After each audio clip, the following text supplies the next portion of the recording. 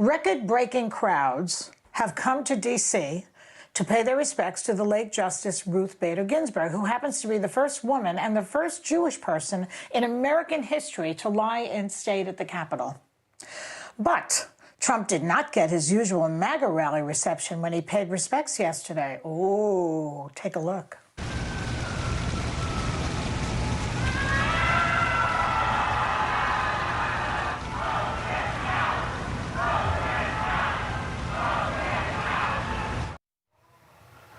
Whoa, imagine getting booed for 4 years of corruption, lying, and trying to destroy the democracy. What is this world coming to? But, Anna, he claims he couldn't hear the booing. Is he losing his hearing? What do you think? Well, I think that in addition to checking his cognitive skills, he needs to go check his hearing if he couldn't hear the booing, because it was very clear.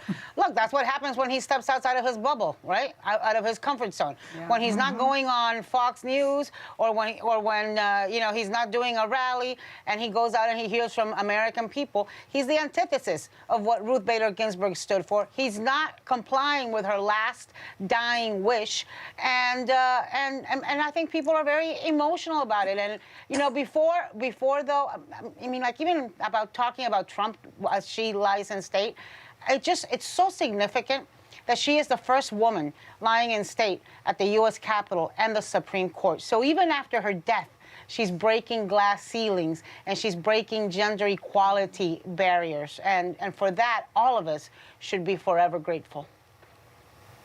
A miraculous woman. And, you know, and just so great to have had her all those years. What do you think, Sarah, about the booing? I think kind of when you make your bed, you have to sleep in it type of thing. I can never get on board with booing because I just was raised in sports, and in sports, no coach I ever trained under would have allowed us to boo just because it was unsportsmanlike. And I was talking to my parents because I was like, I don't think I've ever seen my parents boo. And my mom was like, we would have smacked you if you booed at anything. So I think the way I was raised, I feel like there are more powerful words to use, and Ruth Bader Ginsburg herself won her wars through words and very specific words that she chose deliberately. So in her honor, I probably wouldn't have booed, but the juxtaposition of her lying to rest and him standing there couldn't be more stark. Well, you know, I think booing is the language of the unpowerful. And so they don't have the position that Ruth Bader had, you know, so they are doing what they can do. But they can They're vote. standing outside and they're letting them know. Let them use their voice to vote. And I'm sure that those particular people will vote against him. But it didn't bother me. I mean, what do you think of the booing, Sonny? Yeah, Sonny. What do you think? Well, they booed, and they also were chanting "Vote him out, vote him out." And so I think I think the words certainly rattled him. But I will say, you know, I'm all about decorum, as all of you ladies know. So it was really jarring for me to hear that in the U.S. Capitol with her, you know, lying in state.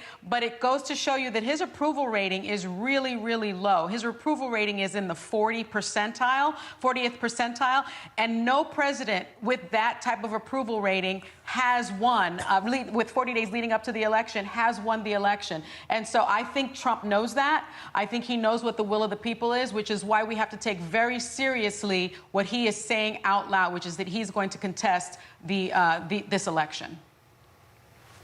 You know what? I don't trust those numbers. Not until Biden wins will I be happy. Will I be satisfied and able to sleep at night? I don't want to see that black veil again, Joy. I can't see the black veil. You know what? I'm not wearing that black veil this year when he wins. You know what I remembered, though? Do you remember those rallies where he led the crowds at his rallies in booing John McCain after he was dead? And so, you know what? This is him getting a taste. Lock her up. This is him getting a taste of his own medicine. The decorum is low because he's made it so. People have booed because it's what he does at his rallies. So you know what? Boo and vote. Boo and vote. That should be the slogan. Right. And yell, vote him out. Chant, vote him out. I like that one.